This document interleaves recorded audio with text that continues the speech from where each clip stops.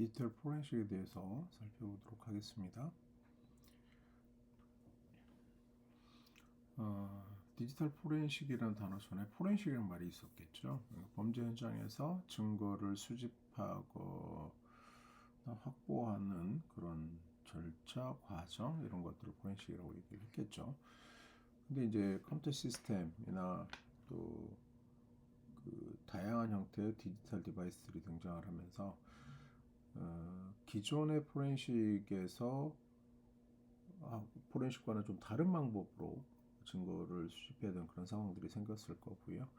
그러한 것 때문에 지금 화면에 보이시는 것처럼 전자적 증거물 등 사법기관에 제출하기 위한 데이터를 수집, 분석, 보고서를 작성하는 일련의 작업들을 의미한다 이렇게 돼 있어요. 그러니까 결국 그래서 과거에는 컴퓨터 시스템이나 디지털 디바이스가 많지 않던 그런 시절에는 없었던 증거나 단서들을 제공하는 방법이다 이렇게 얘기를 하고 있습니다. 디지털 포렌식 절차는 6가지 단계로 6가지 단계가 아니라 6단계로 이루어진다라고 되어 있는데요. 사전에 준비하는 단계가 필요하죠. 도구들을 준비하고 그 도구들이 적정 한제에 대해서 검증을 하고 분석 교육을 하고 연구 개발을 하는 과정이라고 합니다. 그러니까 항상 범죄하고는 무관하게 그 범죄가 발생했을 때 대응해서 준비를 하는 그런 단계이다라고 생각하시면 될 것 같아요. 그다음에 증거를 수집하는 단계인데요. 이거는 현장에서 진행하는 과정이겠죠. 수집 대상을 파악을 하고요. 압수 대상을 선정하고 증거 목록을 작성하고 디지털 증거를 수집하고 관련자를 면답하고 이러한 내용들을 문서화하고 저장 매체를 이미징화하고 그다음에 저장 매체를 복습제하는 것 이런 것들의 작업이 진행이 됩니다. 이때 이제 중요한 것 중에 하나가 휘발성이라는 단어죠. 우리 컴퓨터 화면에 떠 있었던 어떤 화면의 내용이라든가 그다음에 뭐 작업 중이었던 어떤 내용들, 그다음에 컴퓨터 시스템에 기록된, 그러니까 다시 해서 컴퓨터로부터 전원을 차단했을 때 저장되지 않고 날아갈 수 있는 그러한 것들이 중요한 문제가 되죠. 또 다른 하나로는 그 나중에 재현이 되느냐는 문제가 굉장히 중요한 문제가 되죠. 증거물을 확보해서 가지고 갔는데 현장에서 분명히 뭐 그렇게 작동을 하고 있었는데 나중에 가지고 간 데이터가 현장에서 본 것 같이 작동을 안 한다 그런 문제도 생기겠잖아요. 그런 문제들이 존재할 거예요. 그다음에 이제 이것들을 포장하고 이송하고 또 이송해 와서는 또 보관을 어떻게 할 거냐 이런 문제가 존재할 거고요. 이제 조사 분석을 위해서 만들어진 데이터들을 이제 이미징하고 복제하고 추출하고 분류하고 검색하고 분석하는 이런 작업들을 진행하게 됩니다. 뭐 이때는 다양한 기술들이 활용이 될 거고 장비들도 활용이 되겠죠. 그 다음에 분석 과정에 문제가 없었는지 검토를 하고 그 결과에 대해서 검증을 해보는 이런 과정들을 거치게 될 거고요.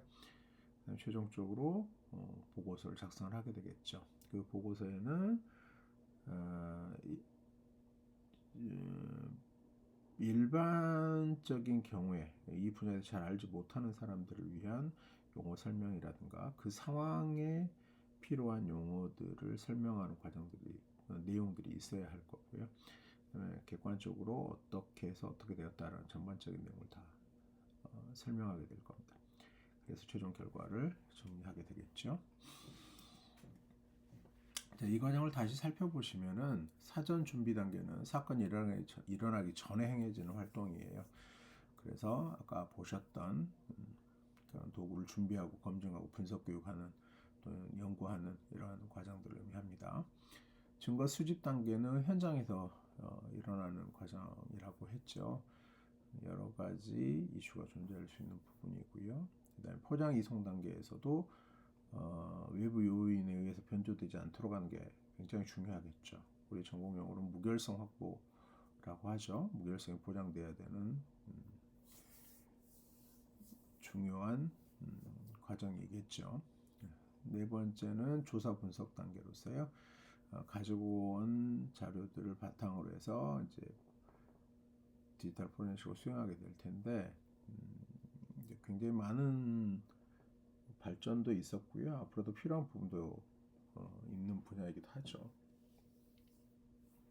정밀 검토 단계는 분석되기 전까지의 각 단계를 검증을 한번 해보는 거예요. 그리고 그 결과가 정확하게 만들어진 것인지를 확인하는 그런 단계다 생각하시면 되겠습니다. 보고서 작성 단계는 정밀 검토를 마친 결과를 바탕으로 해서 분석된 결과를 법정에 제출하기 위한 객관적인 보고서를 작성하는 단계입니다. 앞에서 설명드렸는데 다시 한번 얘기를 하면 이런 형태로 진행이 되겠습니다. 증거 수집하는 데 장비들이 여러 가지가 있어요. 딱 봐도 그렇게 싸지는 않을 것 같아요. 그렇죠?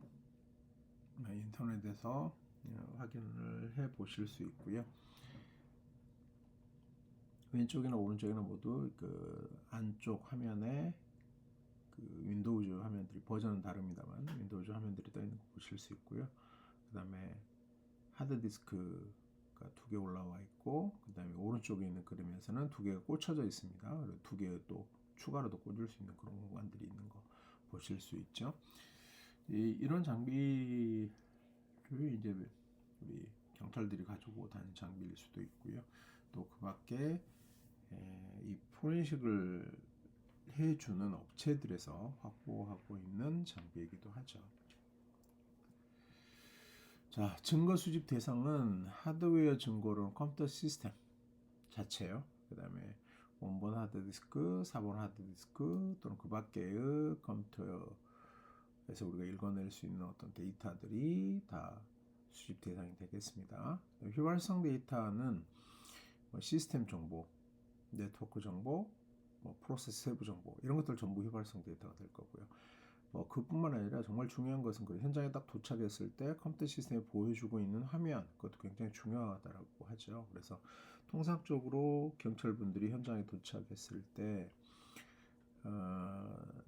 예전 같으면 아주 예전 같으면은 그 자신의 손목시계를 끌어서 그 컴퓨터 모니터 밑에 두고 그 손목시계와 함께 찍었다고 해요. 왜 그러냐면 컴퓨터 시스템에 있는 그 시간은 정확하지 않을 수가 있기 때문에 그런 조치를 취했던 거죠. 요즘 같으면은 손목시계보다는 스마트폰에 있는 시간 정보가 더 정확하잖아요. 그래서 스마트폰에 시계를 켜서 컴퓨터 시스템 밑에 두고 같이 사진을 찍는 그런 형태로 보통 진행을 한다고 얘기를 하죠. 자, 풋프린팅과 스캔이라는 부분과 살짝 살펴보겠는데요. 풋프린팅은 침입한 증거를 찾기 위해 모든 정보들을 체계적으로 또는 조직적으로 모으는 행위를 말한다 그랬는데, 본래 이제 풋프린팅 그러면 이제 발자국이라는 얘기잖아요. 발의 모양이 프린트 되었다라고 하는 거잖아요. 근데 이제 지금은 풋프린팅이라고 얘기만 해도 이런 방금 얘기한 것처럼 이런 정보들을 모으는, 증거들을 모으는 그런 행위를 말한다라고 되어 있습니다. ICMP 핑을 이용해서 스캔을 해보실 수 있는데요. 네트워크와 컴퓨터 시스템이 정상적으로 작동을 하는지 확인할 때 우리 핑 많이 쓰잖아요. 근데 그 밖에도 해당 장비의 종류를 파악하는데도 핑을 이용할 수 있어요. 오른쪽에 있는 그림에 보시면 핑 192.168.0.1이라고 타이핑을 해서 명령을 주었고요. 그때 나오는 정보들을 보면 그 TTL 정보가 보이시죠? 거기 보면 바이트 수가 64라고 기록이 되어 있어서요. 지금 이 화면에 대상이 되는 장비 192.168.0.1번은 리눅스를 쓰고 있는 걸로 우리가 생각해 볼 수 있다라고 하는 거죠. 윈도우는 128, 솔라리스는 255의 TTL 값을 갖는 것으로 알려져 있습니다. 그 다음에 실제 포트가 어떤 상황인지를 스캔을 통해서 확인해 보실 수도 있는데요. 먼저 오픈 스캔이라고 하는 형태에서 어떤 방법들이 가능한지 한번 기본적인 내용을 살펴보시면요. 먼저 TCP는 3웨이 핸들쉐이크로 움직이죠. 지금 위쪽 그림에서 오른쪽 부분이 되겠는데 싱크 신호를 공격자가 보내면 공격 대상은 싱크와 액놀리지먼트를 보내고요. 그 다음에 다시 송신자가 액놀리지먼트를 보내서 3웨이 핸디쉐이크 세션을 설정하게 되잖아요. 근데 이때 이 과정을 통해서 공격 대상이 되는 경우에 이제 포트를 열게 되죠. 그래서 포트가 열렸다는 걸 판단할 수 있고요. 그 밖에 포트가 닫혀 있는 상황에서 우리 그 싱크 신호를 보내게 되면 리셋과 액놀리지먼트를 보낸다고 되어 있고요. 이때는 포트가 열리질 않아요. 그래서 닫혀 있다고 판단을 하는 이런 형태가 되는데 이것을 TCP 오픈 스캔이라고 얘기하고요. UDP는 방법이 좀 다르죠. 세션을 연결해서 데이터를 보내는 게 아니고 그냥 보내잖아요. 그렇죠? 그래서 UDP 패킷을 보내요. 그리고 별 이상 없이 계속 데이터를 받아요. 그러면 이제 응답은 따로 주지 않고 그냥 데이터를 쭉 받아들이는 형태라서 포트가 열려 있다는 걸 확인하는 거고요.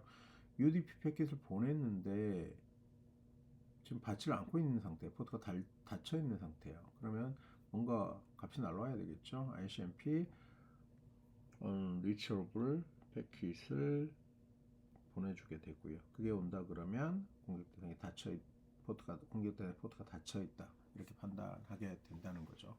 이런 방법을 통해서 스캔을 해볼 수 있습니다. 또 다른 방법으로 우리가 뭐 운영체제가 뭔지를 아는 건 굉장히 중요한 거예요. 그래서 예를 들자면 운영체제가 앞에 있었던 것처럼 TTL 값을 보고 리눅스일 것이라고 판단이 된다면 그리고 우리가 어드민의 그러니까 루트 접근 루트를 알게 됐다. 아까 알게 됐다고 한다면 그렇다면 리눅스라면 우리가 가장 첫 번째로 시도해볼 수 있는 게 루트라는 아이디일 거고요. 그 루트에 어떤 관리자 패스워드를 줘볼 것이냐가 이제 관건이 되는 거잖아요. 그래서 가능성이 훨씬 높아지는 거죠.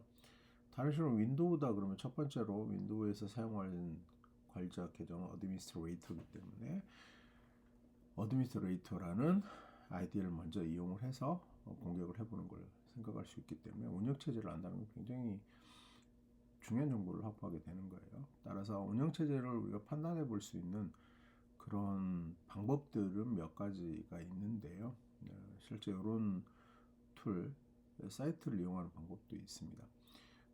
netcraft.com이라고 하는 곳인데요. 이곳에 가셔가지고 이렇게 스크롤 밑으로 쭉 내려보시면은 What's the site running? 이라고 하는 메뉴가 있어요. 그 부분에다가 지금 네이버라고 한번 쳐봤거든요. 그래서 www.naver.com이라고 쳤을 때요. 지금 일부만 캡처를 했습니다만 밑으로 쭉 보시면 굉장히 많은 정보가 나타난 걸 확인해 보실 수 있어요. 그래서 실제로 이 도메인 이름을 언제부터 썼는지부터 시작해서 네트워크 정보 뭐 이런 다양한 정보들을 한꺼번에 쭉 읽어낼 수가 있습니다. 물론 이 넷크래프트에 들어가서 여기 물어보지 않아도 실제로 이런 정보들을 하나하나 찾아보실 수 있기도 해요. 근데 이런 도구를 써서 이런 솔루션들을 써서 너무나 쉽게 알아볼 수 있다는 거죠. 이런 것들도 있다라고 알아두시면 되겠습니다. 자, 이렇게 해서 디지털 포렌식에 대해서 설명드렸습니다. 수고하셨습니다.